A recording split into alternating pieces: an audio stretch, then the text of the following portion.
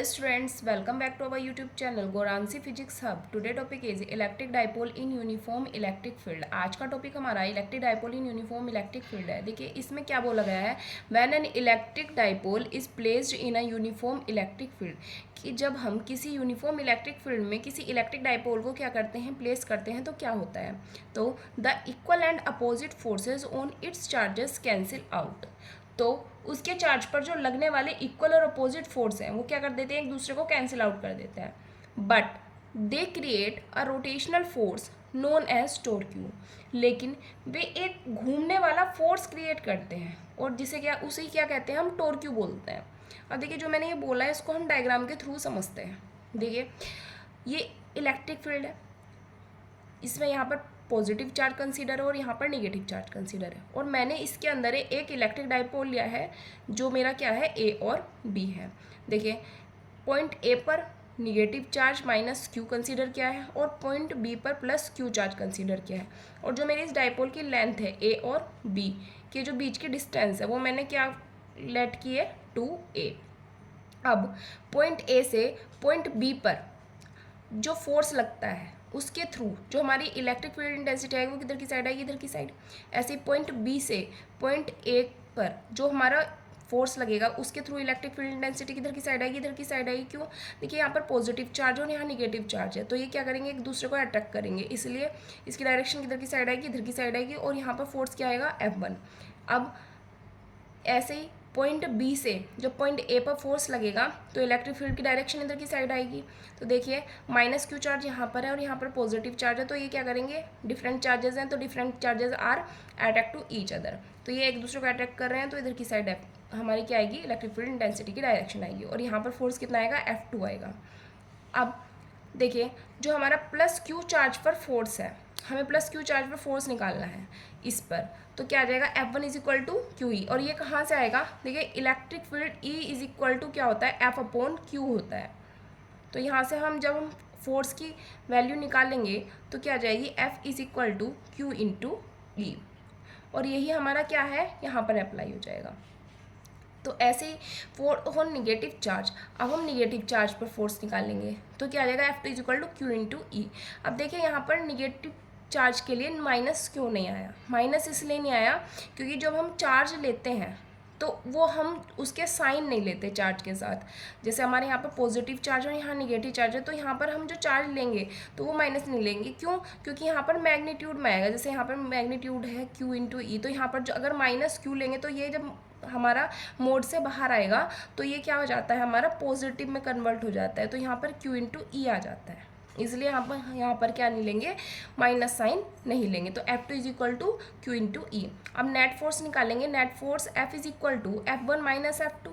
F1 की value Q E है और माइनस एज इट इज़ ऐसे का ऐसे ही रखा रहेगा, F2 की वैल्यू क्यू ई है, ये भी रख दी. देखिए ये एक दूसरे से कैंसिल आउट हो जाएंगे तो इसकी वैल्यू क्या आ जाएगी हमारी, 0. तो नेट फोर्स क्या आ जाएगा हमारा, 0. अब जब हमारा नेट फोर्स 0 है, hence there will not be any translatory motion in the dipole.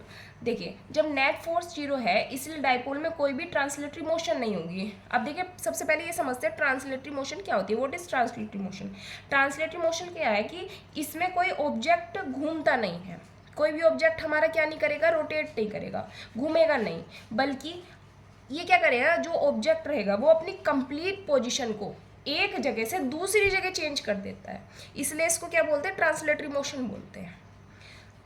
But due to different lines of action, लेकिन क्या करेगा ये, different lines of action the torque coming into play, लेकिन अलग अलग लाइन ऑफ एक्शन की वजह से इसमें क्या क्रिएट हो जाता है, हमारा टोरक्यू क्रिएट हो जाता है. अब देखिए जो ये टोरक्यू क्रिएट होता है, तो अब टोरक्यू की वैल्यू क्या होती है, टोरक्यू की जो फॉर्मूला होता है वो क्या होता है, torque is equal to magnitude of either forces into perpendicular distance.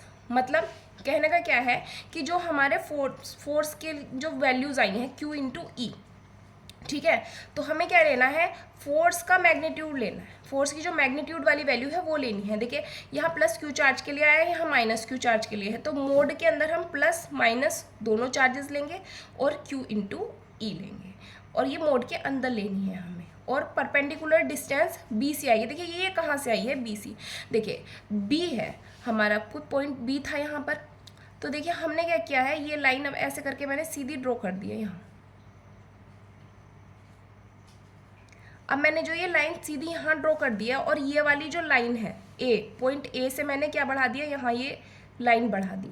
तो देखिए मुझे एक पॉइंट मिल जाएगा यहाँ पर सी, जिसको मैं नाम दे देती हूँ सी। तो पॉइंट बी से जो मैंने यहाँ पर ये लाइन खींची है, तो ये मैंने परपेंडिकुलर ही, तो ये मेरी क्या आएगी, परपेंडिकुलर लाइन आएगी। मतलब बी और सी क्या है, ये परपेंडिकुलर है। तो अब देखिए परपेंडिकुलर डिस्टेंस मेरी क्या आ गई है, बी और सी, मतलब बी सी। अब देखिए अब मुझे बी सी की वैल्यू फाइंड आउट करनी है, तो डायग्राम से जब मैं बी सी की वैल्यू फाइंड आउट करूंगी, तो आपने देखा है पंडित बद्री प्रसाद अपॉन हर हर भोले, ये हमारी एक ट्रिग्नोमेट्री की ट्रिक होती है, जिसके थ्रू हम क्या कर देते हैं, अपने फॉर्मूलेस फाइंड आउट करते हैं। कैसे, देखिए P अपॉन एच का मतलब परपेंडिकुलर अपॉन हाइपोटेनस, ये साइन के लिए होता है, बेस अपॉन हाइपोटेनस कोस के लिए होता है, और परपेंडिकुलर अपॉन बेस किसके लिए होता है, टेन के लिए होता है।